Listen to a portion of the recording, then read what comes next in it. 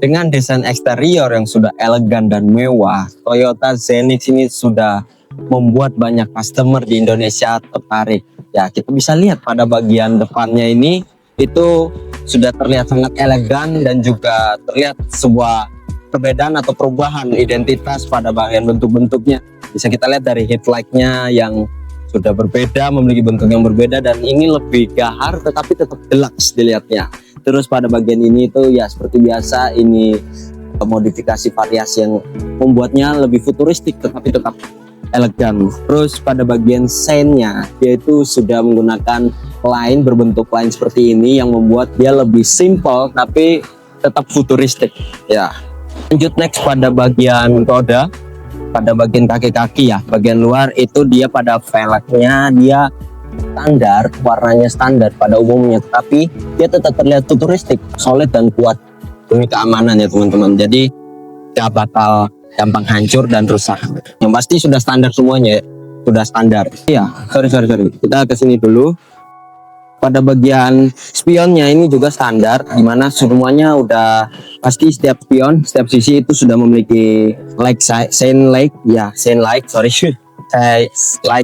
ya, membuat dia menjadi lebih safety dan juga baik digunakan pada saat di jalan. Kita lanjut pada bagian belakang ya seperti pada lampu rem itu semuanya udah full LED, lampu mundurnya walaupun kecil tapi tetap terang. Terus lampu seinnya itu sudah LED dengan bentuknya yang sudah lumayan bagus dan futuristik. Pada bagian ininya itu dia menggunakan chrome ya. Terus bagian bumpernya dia sama seperti yang di depan, menggunakan warna abu-abu dengan tulisan Modelista, yang membuat perpaduan antara warna dan perpaduan antara silver dan juga hitam yang material doff-nya ini membuat dia lebih futuristik dan variatif. Ada lampu apa ya namanya, lampu reflektor, lupa reflektor itu dia sudah lumayan minimalis tapi tetap fungsi, tetap bagus dilihat. Dan juga ini pada bagian variasinya ini bumpernya ada hexagon yang seperti ini tuh yang membuat dia lebih futuristik dan juga sangat-sangat elegan. Ya, kita langsung aja cek bagian dalam bagaimana interiornya pada Toyota Zenix tipe Q, tipe tertingginya 3.0. Lihat sudah sangat-sangat elegan ya untuk harga 600 jutaan. Dimana juga pada fitur kenyamanan ini Toyota Zenix itu memiliki sebuah fitur yang dinamakan RSE atau Rear Seat Entertainment ya, dimana dia memiliki tempat duduk penumpang sendiri ya. Dan juga di sini kita lihat ya ada meja untuk minum ya, ini bisa taruh minum, terus di sini bisa naruh makanan atau apapun snack ya. Terus pada bagian motornya menambah fitur hiburan, jadi biar kita di mobil itu pada saat perjalanan nggak bosan. Ini kita lihat ada fitur yang lumayan menarik pada kendaraannya ya. Untuk kelasnya ini sudah lumayan elegan, karena kenapa? Di sini kita bisa mengatur ketinggian kaki kita ya. Jadi kalau kita mau tidur kita tinggal naikin, bisa ya.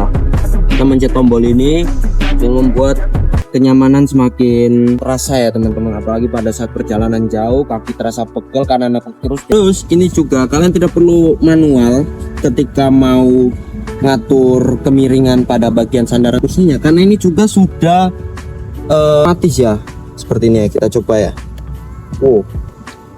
Luar biasa ya. Wah, ini enak ini, jadi nggak perlu pakai ini lagi yang tarik biasanya itu ya. Ini kita bisa balikin lagi.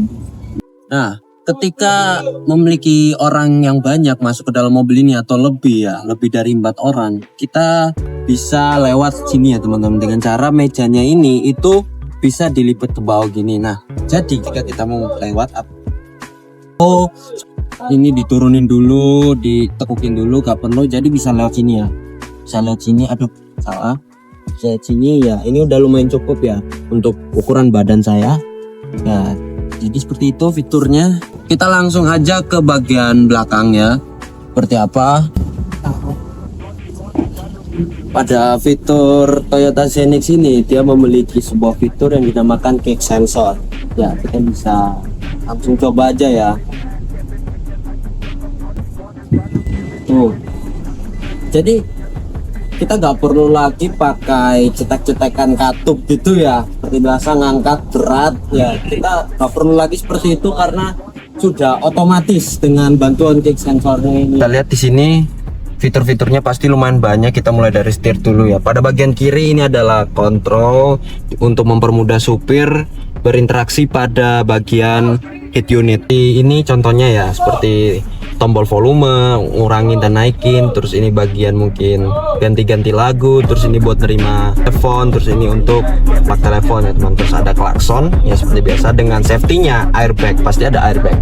Terus pada bagian kanan ini adalah untuk kontrol cruise ya. Jadi mempermudah supir ketika ingin ganti mode ke kontrol cruise ketika supirnya capek dan juga pengen istirahat sedikit pada saat di jalan atau di tol ya teman-teman. Terus kita ke bagian sen ya, ini standar semua. Terus kita langsung ke bagian transmisinya. Di sini dia ada handbrake, terus ada hold untuk buat nahan handbrake-nya, terus ada drive mode, terus ada electric vehicle mode, terus ada control traction-nya ya, bisa diaktifkan dan dinonaktifkan. Bagian cas portnya ini dia sudah menggunakan Type C ya, seperti pada bagian penumpang belakang atau tengah. Fitur tambahan pada supir atau setirnya ini dimana kita bisa nyetel adjustment, dimana ketika kita turunin gini tiltnya kita bisa atur mau ketinggiannya seberapa, dan juga kita bisa atur untuk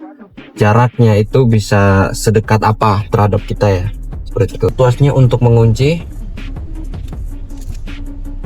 ya seperti ini ya, langsung kita sudah menyesuaikan setelan yang kita inginkan ya teman. Terus kita bisa coba pada bagian ya, terus kita bisa ngecek lampu kamera sensor mundurnya. Kita bisa nyalain dulu mobilnya ini. Nah ini otomatis setirnya langsung kebuka ya, dan juga kalau kita matiin itu bisa ke lock lagi. Kita langsung ke R. Nah oke, kita bisa lihat, kita mundur kelihatannya, jadi membuat kita lebih aman ketika melihat pada posisi belakang atau blind spot ya teman-teman. Nah pada Toyota ZX ini dia sudah pasti menggunakan mesin hybrid ya teman-teman, dimana mesin hybrid itu sendiri dia adalah perpaduan antara elektrikal atau tenaga listrik dengan tenaga bensin. Jadi pada Toyota ZX ini mekanismenya secara teori memang dia pada saat kecepatan dari terendah sampai 40 km dia menggunakan tenaga baterai atau listrik, dan di atasnya dia bakal menggunakan tenaga bensin, dan tenaga bensin tersebut digunakan untuk isi kembali energi listriknya yang ada pada baterainya ya teman-teman. Tetapi bukan berarti mekanismenya atau dia ini menggunakan bensin ya, tapi dia dibantu sedikit oleh elektrik, dan ini dampaknya adalah pada performa dan juga efisiensi bahan bakar ya. Dampak lingkungannya terhadap sekitar itu sangat-sangat ramah lingkungan, karena kenapa? Di bahan bakarnya dia emisinya sangat-sangat rendah dan dia lebih full menggunakan elektrikal, dan ada juga teknologi pada bagian sasisnya yaitu adalah TNGA atau Toyota New Global Architects, di mana dia pada bagian sasisnya dia sudah lebih rapat dan solid. Ini kelebihannya ketika kita pada saat berkendara itu dia lebih stabil pada saat kecepatan, jadi lebih aman dan juga tidak limbung atau bisa saja mengurangi limbungnya.